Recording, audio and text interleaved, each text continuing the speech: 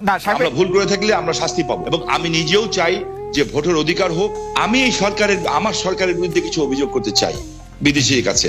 এটা কেমন করে হয়? ভারতে পলাতক আছেন মাননীয় প্রধানমন্ত্রী শেখ হাসিনা, এবং আমি বিষয়টাকে আগের থেকে আজ করছিলাম যে এরকম কিছু একটা ঘটনা ঘটতে পারে। আমি এই কথা দিয়ে এটা প্রমাণ করতে চাই না যে ওনারা করেছেন দেখে আমাকে করতে হবে, এটা আমি বলতে চাই না। আমাকে দলের থেকে জানানো হয়, সরকার প্রধান থেকে প্রধানমন্ত্রী জানান যে আমার উপরে হামলা হবে। ইট ইজ ট্রু যে আমাকে দেশ ছেড়ে যেতে হয়েছে, এবং আমি যে দেশ ছেড়ে গেছি সেটা জাতির পিতার কন্যা মাননীয় প্রধানমন্ত্রীর একবার না কয়েকবারের নির্দেশের পরিপ্রেক্ষিতে। আমি আমি আমি আমাদের সজীব ওদের জয় একটা ফেসবুকে, এই যে আমেরিকা গত 2 দিন আগে একটা স্ট্যাটাস দিয়েছেন, 3-4 দিন আগে, অধ্যাপক ইউনূস শান্তির জন্য নোবেল পুরস্কার দেওয়া হয়, যাদেরকে আমরা শ্রদ্ধা করি এবং সারা জীবন করবো। ট্রু যে এরা অনেক ভালো কাজ করেছে, এবং আমি নিজেও চাই যে ভোটের অধিকার হোক।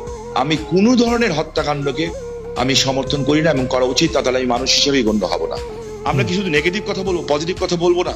800 কোটি মানুষও যদি চায় একজন মৃত মানুষকে জাগিয়ে তুলবে, তা তো জাগায় তুলতে পারবে না, তাই না? তো একজন মানুষকে আমি গুম করে দিব, খুন করে দিব, এই বিষয়টাকে আমি একজন মানুষ হিসাবে, আমি যদি মৃত্যু হয়ে যায় আমার, আমি কোনোদিন এটাকে সাপোর্ট করব না। এবং অতীতে কে কি করেছে সেই জন্য আমাকে একই পথে চলতে হবে, আমি সেটাকেও মনে করি না। এদের দ্বারা অনেক সব শ্রেণী পেশার মানুষের মধ্যে ভালো খারাপ আছে, আমরা কি এই কথা বলতে পারি না? ইয়েস, আমি বলছি না যে Awami League is a only perfect party in the whole world কিংবা ইন বাংলাদেশ। আপনি আমার মনের কষ্ট বুঝবেন। আমার 20 জন লোক মারা গেছে, আমার এই পা পঙ্গু হয়ে গেছে, আমি চেয়ারে বসে নামাজ পড়তে হয়, আমার পাটা উড়ে গেছিল, ঠিক আছে? সেইখানে আমার সরকারের ক্ষমতার সময় না যে চার্জশিট দেওয়া হয়েছে, সেই চার্জশিটে আমি যে সাক্ষ্য দিয়েছি, সিআইডির যে অ্যাডিশনাল এসপি, সে আমার সাক্ষী বদলি দিয়েছে। আপনি নিজেও লয়ার ছাত্র, আমিও লয়ার ছাত্র, আমি বলেছি this is not my witness. আমি চাই না যে একটা ছাত্র সারা বছর লেখাপড়া করলো, সেও পরীক্ষায় পাশ করলো, আরেকজন পড়ালেখা করলো না, সেও পাশ করলো, এটা আমি চাই না।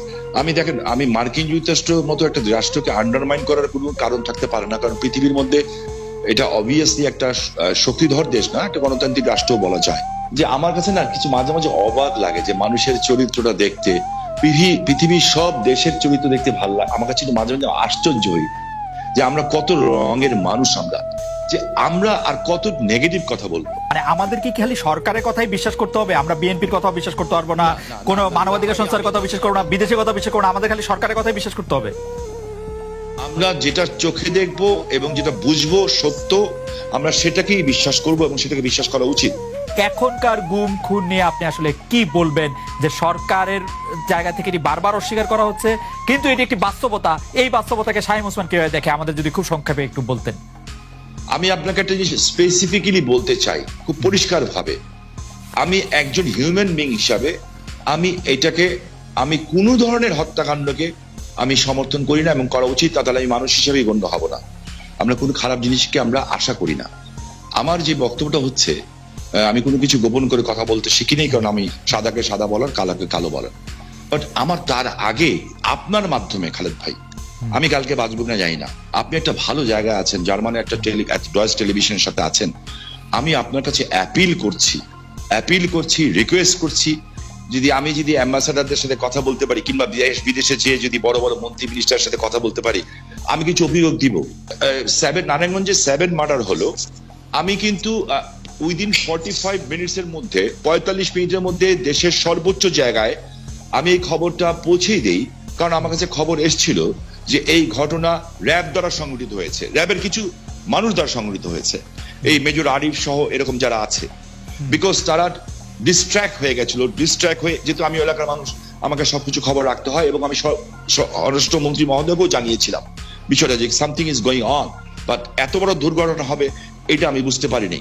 কিন্তু দেখেন, যখন এই ঘটনা ঘটলো, আমি কিন্তু আমার ভয়েস রেজ করেছি, এবং এই জন্য আমার জীবনের শঙ্কা ছিল।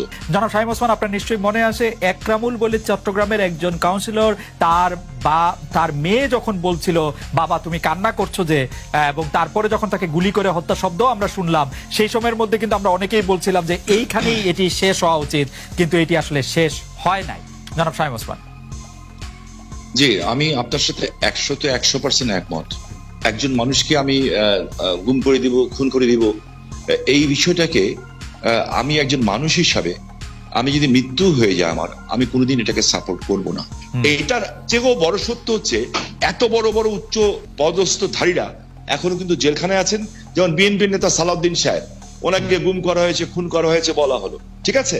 তো বিএনপি নেতা সালাউদ্দিন সাহেবকে তো পাওয়া গেল ভারতে। আমার চোখের সামনে যখন নারায়ণগঞ্জে একটা পরিবার আগুন দিয়ে বাসে পুড়িয়ে মেরে ফেলা হলো, আমার চোখের সামনে নারায়ণগঞ্জের যাত্রাবাড়িতে বাসে শুয়েছিল ড্রাইভার আর কন্ট্রাক্টর, তাকে আগুন দিয়ে পুড়িয়ে মারে হলো। ওস্তাদকে মাথা দিয়ে যে কন্ট্রাক্টর পুড়িয়ে মেলো, 85 জন মানুষকে পুড়িয়ে ছাই করে দেওয়া হলো। এটার নাম রাজনীতি? আর তাদের বিচার হলো না কেন? যারা আগুন সন্ত্রাস করলো এই দেশে, যারা পুলিশকে পুড়িয়ে মারলো, সাংবাদিককে পুড়িয়ে মারলো, জজ করে বোম মারলো এবং বিভিন্ন স্কুল সেন্টার উড়িয়ে দিল। আমি এই সরকারের কাছে প্রশ্ন রাখতে চাই, এই সরকার ন্যায় বিচার কেন করছে না? শুনলে তো দর্শক, শেখ হাসিনা দেশ ছেড়ে ভারতে পালিয়ে যাওয়ার পর মানুষের মার খাওয়া থেকে বাঁচার জন্য একের পর এক তথ্য তুলে ধরেছেন শামীম ওসমান। শামীম ওসমান কখনোই ভাবতে পারেননি তাদের স্বৈরাচার নেত্রী শেখ হাসিনা এভাবে দেশ ছেড়ে পালিয়ে যাবেন।